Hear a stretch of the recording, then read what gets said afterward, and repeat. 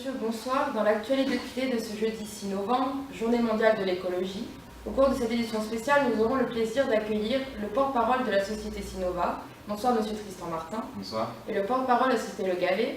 Bonsoir monsieur Julien Poisson. Bonsoir. Ce soir, nous nous intéresserons à la thématique suivante. Comment un manager responsable instaure-t-il une politique de développement durable au sein de sa société? Premièrement, monsieur Martin, de quels avantages bénéficie une entreprise qui fait du développement durable?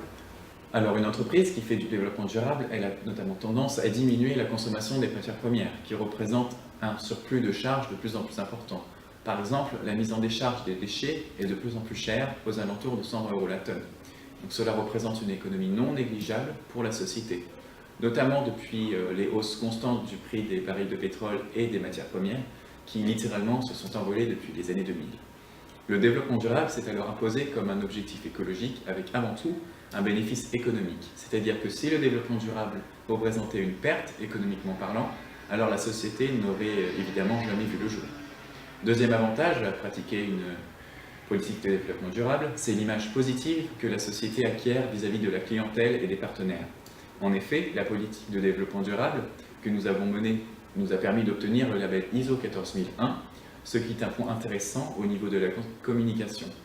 Le processus de recyclage est entré dans les mœurs. En effet, depuis le début des années 2000, les médias forment la société et les écoliers à la sensibilisation au recyclage. Très bien. Et vous, monsieur Poisson, qu'en pensez-vous? En ce qui concerne l'entreprise Le Gallet, fournisseur de matériel pour les professionnels du bâtiment, je rejoindrai l'analyse de M. Martin, car en effet, la pratique d'une politique dite durable conduit incontestablement à faire des économies importantes.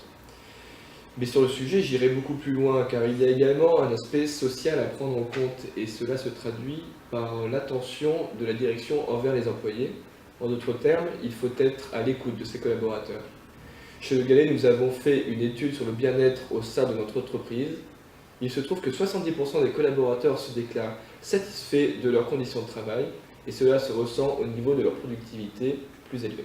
Monsieur Martin, quelles actions mettez-vous en œuvre en faveur de l'environnement et comment se retrouve la politique de développement durable au sein de votre société? Alors, premièrement, notre entreprise identifie les déchets qu'elle reçoit en pratiquant le tri sélectif. Il y a différents tris, donc il y a le tri des déchets qui vont en benne, les cartons papier, les métaux, les cartons pâte, les bois, recyclage donc pour les chaudières industrielles. Il y a une réelle valorisation des déchets au sein de notre société. Et pour votre société, monsieur Poisson? Les actions en faveur de l'environnement se ressentent à plusieurs niveaux. D'abord, en interne, des mesures simples ont été prises. Nous invitons les salariés à ne pas laisser la lumière allumée si cela n'est pas utile. Et nous avons mis en place un système de tri sélectif permettant de réduire les déchets et de faire des économies de papier par la même occasion. En externe, nous avons fait le choix de travailler avec des entreprises, notamment de transport, qui elles aussi détiennent le label développement durable. Et maintenant, une question de nos internautes pour monsieur Poisson. Selon vous, quelles sont les caractéristiques d'un manager responsable? La question de votre internaute est intéressante.